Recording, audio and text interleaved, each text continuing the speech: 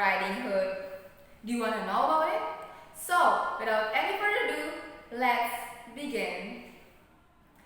Once upon a time, there was a little girl who lived in a village near the forest. Whenever she went out, the little girl wore a red riding cloak. So, everyone in the village called her Little Red Riding Hood. One morning, Little Red Riding Hood asked her mother if she could go to visit her grandmother, as it had been a while since they'd seen each other. "That's a good idea," her mother said. So they packed a nice basket for Little Red Riding Hood to take to her grandmother.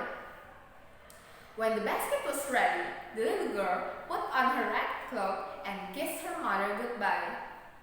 "Remember, go straight to Grandma's house," her mother cautioned. "Don't dawdle along the way, and please don't talk to strangers. The woods are dangerous." "Don't worry, Mommy," said Little Red Riding Hood. "I'll be careful." But when Little Red Riding Hood noticed some lovely flowers in the woods, she forgot her promise to her mother. She picked a few, watched the butterfly flits about for a while, listened to the frogs croaking, and then picked a few more. Little Red Riding Hood was enjoying the warm summer day so much that she didn't realize a dark shadow approaching out of the forest behind her. Suddenly, the wolf appeared beside her.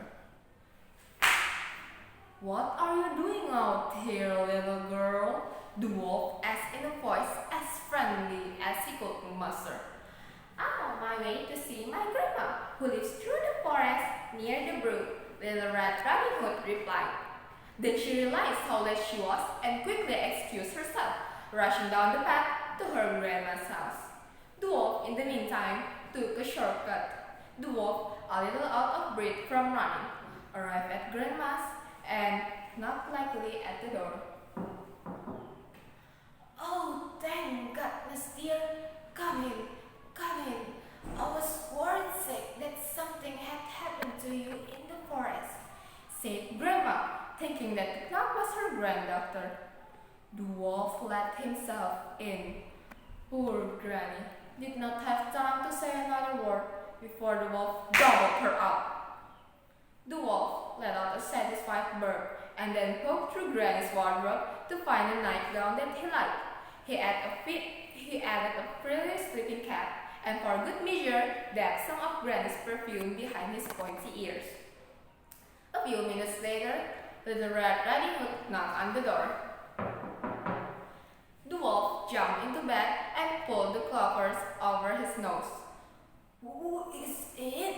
he called in a cackly voice. "It's me, Little Red Riding Hood." "Oh, how lovely! Do come in, my dear," croaked the wolf.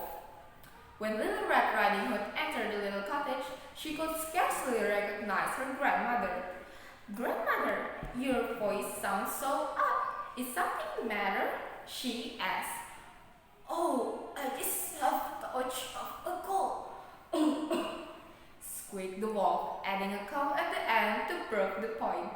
"But, Grandmother, what big ears you have," said Little Red Riding Hood as she edged closer to the bed.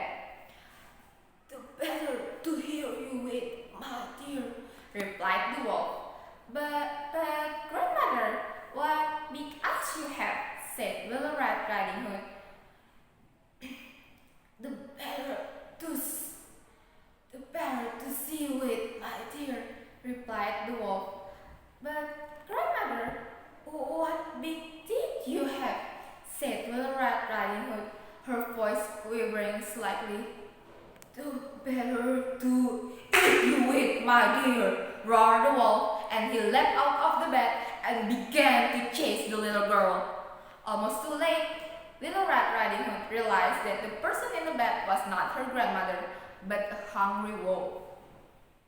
She ran across the room and through the door, shouting, "Help, wolf!" as loudly as she could.